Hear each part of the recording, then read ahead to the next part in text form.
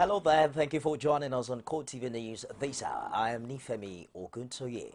Two different pro-Saraki groups on Tuesday showed up at the entrance of the National Assembly in a show of solidarity for the leadership of the Senate under Bukola Saraki. One of the groups, Ohaneze Indigbo Youth Movement, stated that the rally was part of activities to mark this year's Igbo Day celebrations, while also identifying with Deputy Senate President Ike Coretv. The other group is the Coalition of Civil Society and Media Executives for Policy and Stability. 83 senators on Tuesday passed a vote of confidence on President of the Senate, Bukola Saraki, and other principal officers in the aftermath of his current travails at the Code of Conduct Tribunal. The move followed a motion raised by David Umaru, representing Niger East, when the federal lawmakers resumed from a 6-week-long recess. But one of the senators on the original list openly dissociated himself from the motion because it wasn't consulted, while another caused a stir in the chamber. Meanwhile, the Senate says it will not be business as usual when the screening of President Muhammadu Buhari's potential ministers begin. Senate spokesman Dino Belaya disclosed this while briefing journalists after plenary. He explained that each individual will be subjected to thorough scrutiny before confirmation. As the trial of the Senate president continues, the matters continue to generate intense reaction from prominent citizens across the country. Latest addition to that development story is Isfanas Nwasad, a former speaker and a sitting member of the Plateau State House of Assembly. He spoke with our correspondent in this report. While some are of the opinion that the Senate President, Bukola Saraki, should step down from his position, others are crying foul that the entire process of the Code of Conduct Bureau has been flawed. The lawmaker argued that if corruption is to be fought squarely in the country, it should be holistic, and that the crusade should not be a means of settling political dispute. He stated that the entire trial is not being done in good faith, adding that Saraki should not contemplate resignation at all.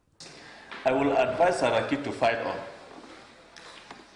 I will never advise Saraki to resign, because if the allegations or what he is going through is in good faith, Saraki should resign.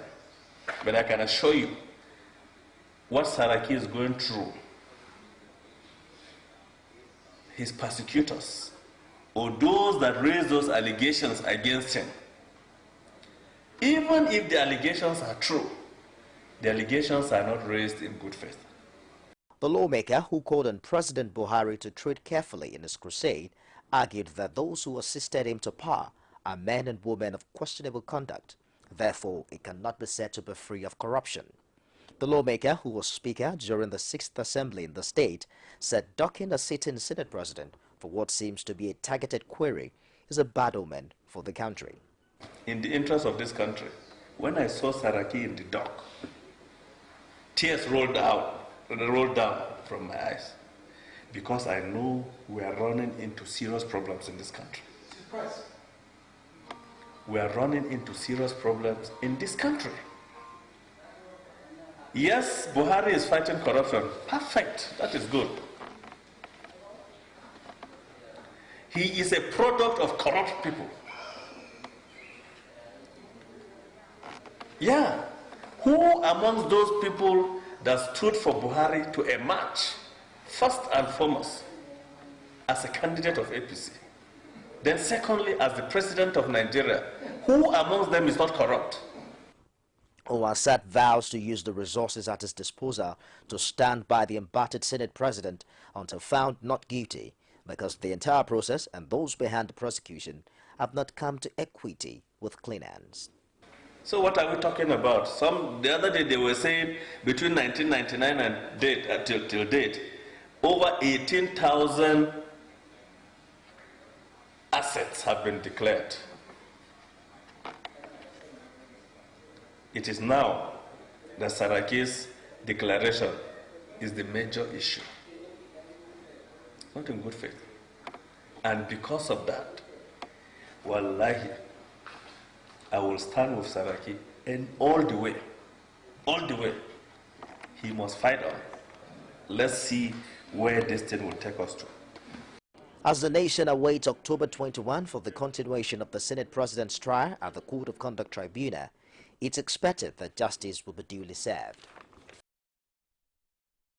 A civil society group, New Nigeria Agenda, has thrown its weight behind the anti-corruption crusade of President Muhammadu Buhari.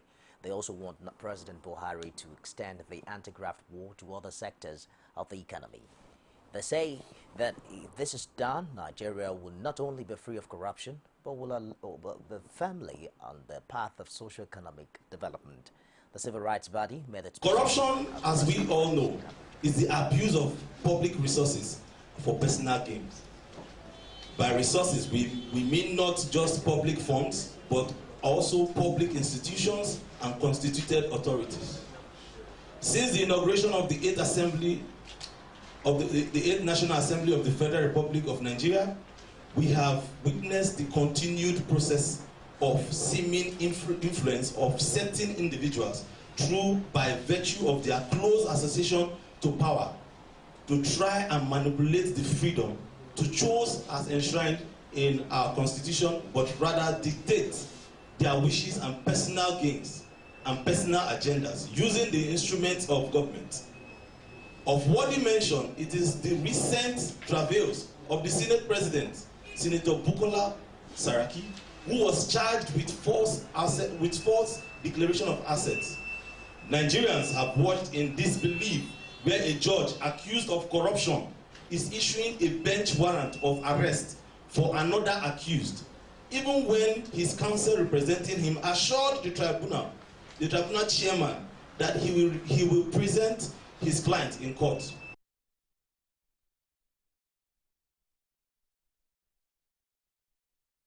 Gamaliel Onasadeh, technocrat and a former presidential candidate of the defunct All Nigeria's People's Party of Nigeria, is dead. Onasadeh, who hailed from Delta State in Nigeria, passed on in the early hours of the day at the age of 82. During his lifetime, he chaired several private and public sector businesses and initiatives, including Dunlop Nigeria PLC, Cadbury Nigeria PLC, the Presidential Commission and Parastatals in 1981, and has been in the forefront of Niger Delta environmental survey since 1995. A report, which was later tagged the Onasadeh Report, an outgrowth of his role as the chairman of the commission to review Nigerian parastatals, was the first in the nation to tackle comprehensively the industrialization drive and capital spending which dominated the oil boom of the 1970s and the early 1980s. The Independent National Electoral Commission, INEC, has closed its case at the River State Governorship Election Petition Tribunal sitting in Abuja after calling 16 witnesses. At the resumed sitting, INEC counsel Onyechi Piazza informed the tribunal that the commission was satisfied with the evidence of the witnesses. Piazza also told the tribunal that INEC would not call any more witnesses while applying to close the case. The application was not opposed by the petitioner's counsel, Akin Olujimi. Meanwhile, Tribunal Chairman Justice Sulaiman Ambrosa consequently adjourned hearing to September 30 to enable Governor Nyesom Wike open his defense. Meanwhile, the Election Petitions Tribunal sitting in Ado-Ekiti, the Ekiti State capital, dismissed the case filed by the candidate of the All Progressives Congress for the Ekiti South Senatorial District, Tony Adeneyi, for lack of merit. The judgment affirms the victory of the Deputy Minority Chief Whip of the Senate, Abiodun Olujimi, as the winner of the March 28th senatorial election. Rashid has details in this report. With the presence of heavy security personnel at the court premises, this displays the importance of the task ahead. Tony Adeneyi, the All Progressives Congress candidate at the Ekiti South senatorial election, has challenged the victory of Abiodun Olujimi of the PDP. He prayed the court to declare him the winner of the election or order a rerun, hinging on the allegation that Olujimi did not resign at the Nigerian Communications Commission 30 days before the election date. But in a unanimous judgment delivered by Justice Patricia Obayi on behalf of the chairman, the tribunal dismissed the petition, saying it lacks merit. NCC is established by law. So our view is that it is applicable. She must resign. But the tribunal, in their wisdom, 3 wise men, they have done their bit, and they construed it to mean that she is not a public servant. The judgment was a scholarly one. It was apt, and the judges actually went into deep research. Tony Adeni, however, vows to appeal the judgment. We are just heading for the Court of Appeal, I can assure you. All I pray is that the necessary papers should be made available to us so that we have gone through this type of process. So I'm not deterred as a client, and I'm not deterred as a lawyer to pursue my right to the apex court. They can go to appeal, they can go to Supreme Court. The truth will be constant. While the tribunal decides on this, tension is however high as the judgment regarding the elections of Ekiti Central Senatorial District is being awaited. Rashid, Coretv News, Ado Ekiti. We'll take a break now, and I'll be back with more stories. Don't go away. Is it crazy or autocracy? Or what type of crazy is that? Except crazy. News making the headlines. Black Maria is to carry criminals, trading looters that are in government today. Sometimes it gets confrontational. Slap you in the face. They don't put words into my mouth. Whatever it is that will bring our military to disrepute, I said to hell. On Core Digest, I want to know why I should be believing them. Every weekday, we bring all of these together and take them to the court of public opinion. Everybody has a right in Nigeria, where you are the judge. Welcome back. Get all of our top stories on any of our social media platforms. On Facebook, it's facebook.com/Coretv News. Our Twitter handles at Coretv News NG. We're streaming live on YouTube. It's youtube.com/Coretv, no space, and news. The Federation of Public Service Game 2015 has finally been unveiled at the Imo State Government House. Governor Rochas Okorocha, who was represented by his deputy Eze Madumere, performs the unveiling exercise in his capacity. Our correspondent has details in this report. According to the state government, the massive turnout by public servants showed greatly how the state embraced the idea of hosting the Federation Games. While all cadres of civil servants made themselves available, organizers of the event review the 2015 game will feature all forms of sports activities.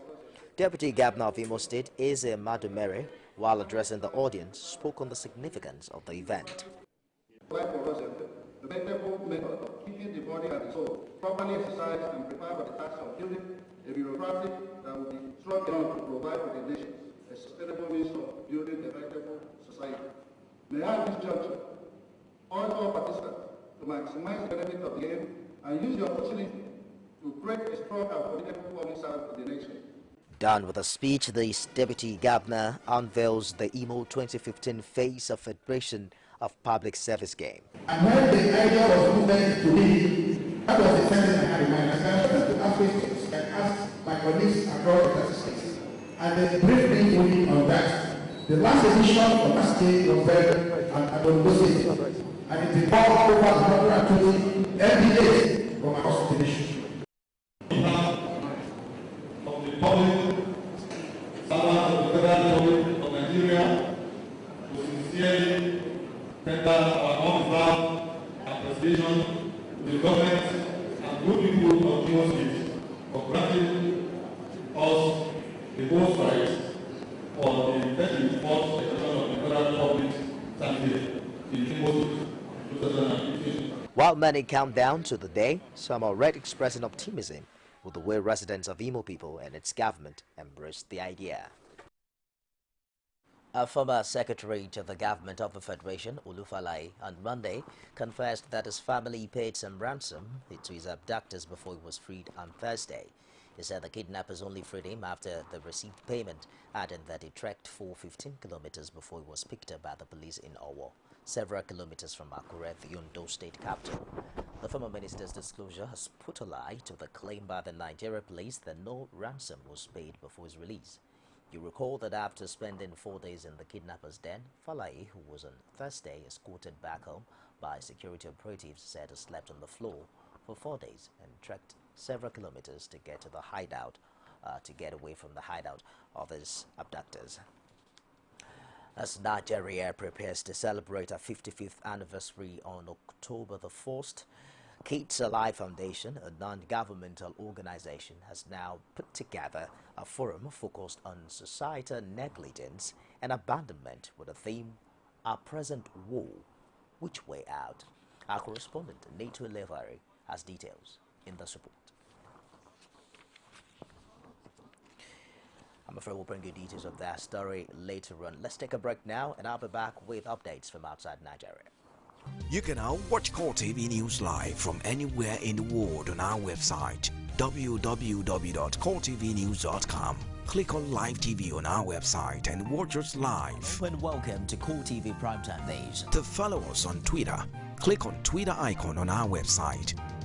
On Facebook, click on the Facebook and YouTube to see all our previous news production. You can also watch us live on YouTube.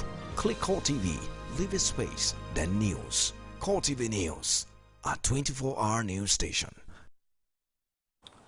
Welcome back.